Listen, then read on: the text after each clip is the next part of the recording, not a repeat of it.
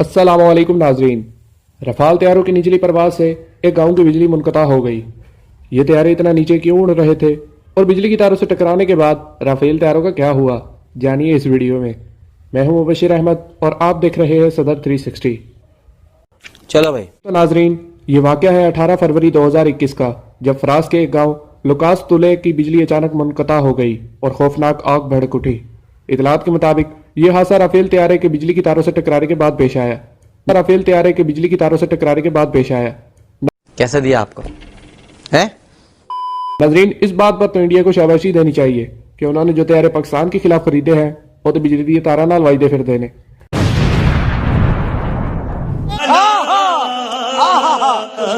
खैर नाजरीन, जिनका वज़ीर आज़म चाय बेचने वाला हो उससे तैयारों की जांच और अच्छे बुरे की पहचान की उम्मीद कैसे की जा सकती है। अब आते हैं असल वाक़े की तरफ।